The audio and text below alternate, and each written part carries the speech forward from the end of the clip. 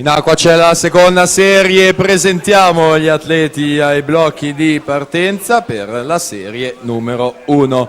In corsia numero 1 parte un atleta dell'Antares Nuoto che ai criteri 2016 è stato bronzo nei 100 run e nei 200 misti, Tobia Svaldi. In corsia 2 Nicolas Benetti, Sport and Fitness, Lane Free, Riccardo Di Domenico, South Africa.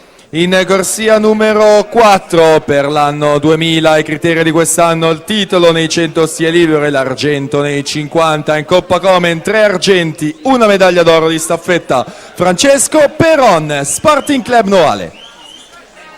Al suo fianco in corsia 5 anche lui tornato da poco dalla Coppa Komen in cui ha vinto una medaglia d'argento e una di bronzo. Ai criteri la medaglia d'oro in questa gara per l'anno 2000, Zeno Tecchioli, nuotatori trentini.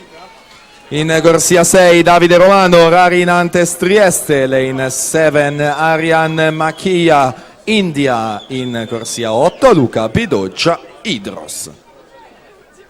In acqua c'è la serie numero 2, Federico Baggio, 58,14 il suo passaggio, Franco Salvador 58,42 in seconda posizione, Baggio al comando anche alla virata dei 150 con Marco Cescon che sale in seconda posizione con 30,59, dalla settima corsia Pier Giulio Bressana è terzo in 31,25.